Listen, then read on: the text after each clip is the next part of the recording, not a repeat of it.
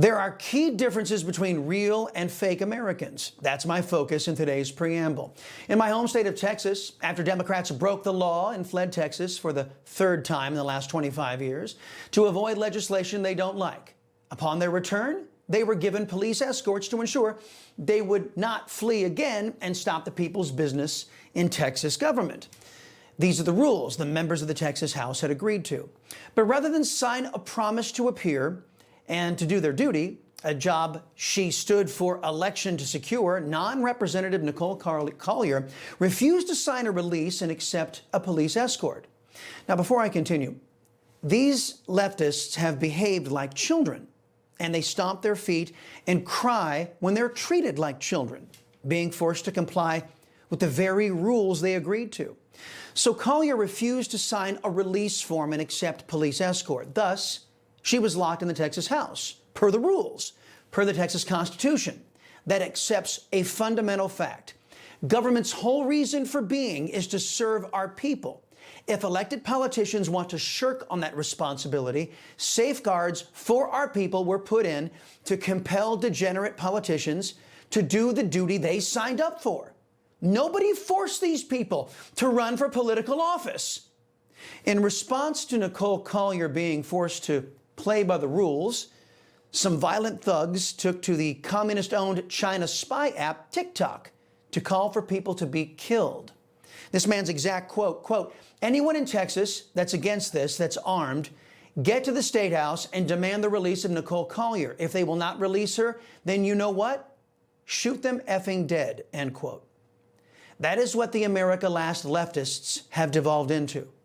I say it's courtesy of a lack of leadership in the GOP by the likes of Mitch McConnell, John Cornyn, Lisa Murkowski, and other squishy luminaries that won't hold them accountable. If you want to share that video, by the way, of a typical leftist with your friends, I made it easy. It's atop my X and Truth Social pages, at C. Salcedo Show and at Chris Salcedo Show, respectively. That leads me to Communist China sympathizer and the leader of leftists in Texas, Gene Wu. Here's what he told CNN about the newly drawn district lines in Texas. Texas's map, however, is probably the worst racially gerrymandered map since the Jim Crow days. And that is something, as you well know, Republicans in the state say that that's not true. This is about political competitiveness.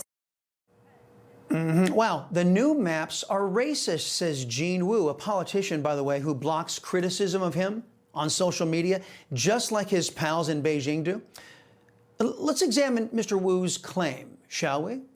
The new Texas maps would give a huge voice to liberty-loving Latinos.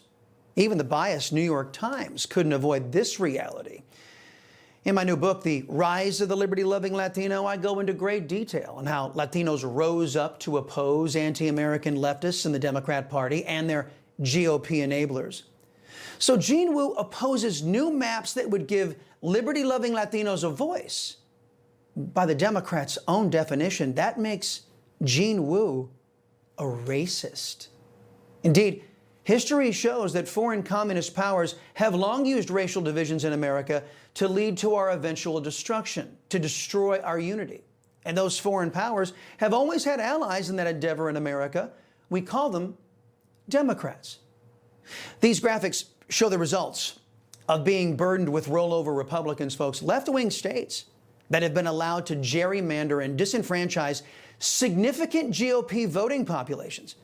It took President Trump to install a spine in GOP-controlled states to treat the Democrats as the Democrats have been treating others. Our buddy Benny Johnson took to X to celebrate an article from the Washington Examiner detailing another conservative state, Indiana, that was seeking, like Texas, to make their districts reflect reality rather than Democrat fantasy. And speaking of Democrat fantasy, out in the People's Republic of California, they are attempting to counter Texas's lawful redistricting by breaking California law to further gerrymander California Republicans out of a voice in government. I'll tell you why the effort is illegal in a minute. But the question to lawless leftists in California is very simple. See if you can hear an answer. Who drew the newly proposed redistricting maps in California? Who exactly is responsible for the maps? Who do we tell California voters drew these? Well, so the maps have been posted on our website since 8 o'clock yesterday. The lines are very clear where people can go on and observe and see what we're doing. There are adjustments. Many counties and many districts are not getting touched at all. So, Madam Chair, I'm sorry. My question is, who is responsible for the maps specifically? Who do we let California voters know are responsible for the maps that they are being presented with? Yeah, I mean, I think it was a collaboration. There was several people involved. When I go to a that. restaurant, I don't need to meet the chef. I just enjoy the food. Did you hear an answer? Again, California leftists, who drew the maps? So the Rules Committee was responsible of putting the maps onto our public website, the Committee on Elections. And so that has now been posted since Friday and then adjusted on Monday per AB 604. Okay, so did this committee meet then to draw the lines? I mean, we're just trying to ascertain who exactly is responsible for drawing these maps at this point. So the criteria has remained the same from the CRC. 76% of the districts remain the same. I didn't hear an answer in there, did you? I suspect I know why. Leftist politicians drew the maps. And those leftists you just saw know they broke California law. Which law? Proposition 11, the voters' first act, was passed in 2008, was expanded by Proposition 20 in 2010. They established the California Citizens Redistricting Commission. It and it alone is responsible for drawing California's district maps for congressional, state assembly, state senate, and Board of Equalization districts. So, unlike Texas, who is not only in full compliance with the law, but Texas responding to prompting from the federal government to fix certain districts because they are in violation of current U.S. law, California is not. You know, everybody's reporting the same stories, the same spin. You turn the channel, it's always the same. But not us. We're different. We report the real news. No spin, just the facts. Turn to us, and you won't turn back. Tune in to Rob Schmidt tonight on Newsmax.